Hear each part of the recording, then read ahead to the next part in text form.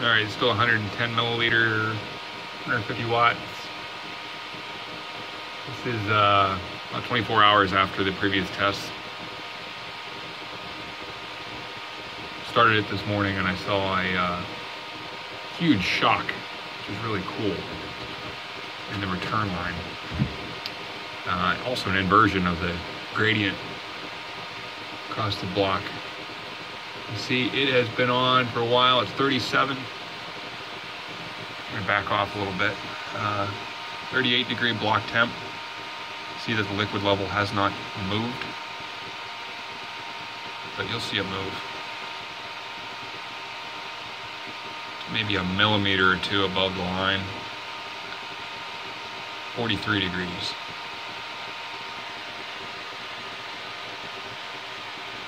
$45 degrees.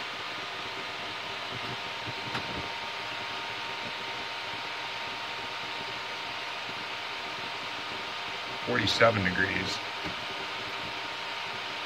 See it? Hit 49.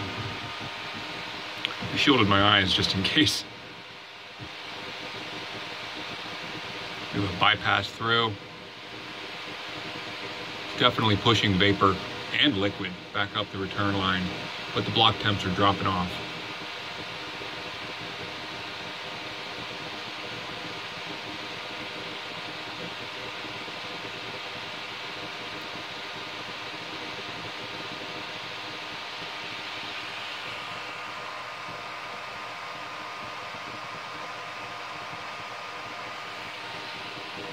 This seems to happen more at higher charges, but I'm not really too sure, because I usually end up finding this the next day after the system is settled for a while. I think there's a lot of liquid that eventually drains out of the condenser, drains down into the evaporator, and the evaporator really truly gets flooded. Then what happens whenever you fire it up is I think there's a pressure rise, because the temperature of the block is increasing, and I'm sure the vapor pressure inside the evaporator is increasing. There's a liquid plug on the return line, but I think there's also a liquid plug on the vapor line as well.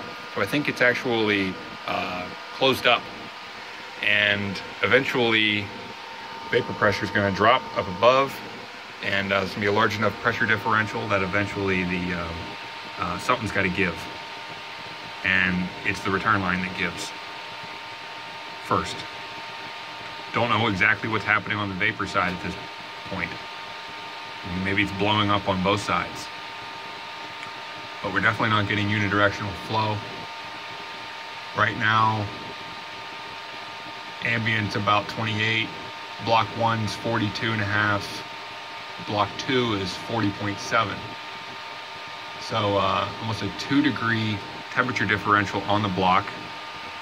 There we got stable operation there. But typically, block 1 is cooler, closest to where the inlet is. In this case, block 2 is cooler, which is out of the ordinary. Seems like once we got a good plug there, both block temps are dropping. This is what I'm looking at. That's just the rest of today. So we had a large rise and the liquid didn't move. All of a sudden it shocked, blew through, it was blowing through.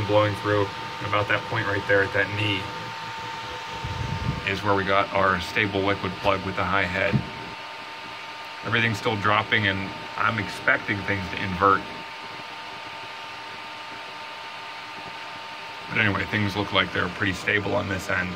So I'll cut the video short and see what happens.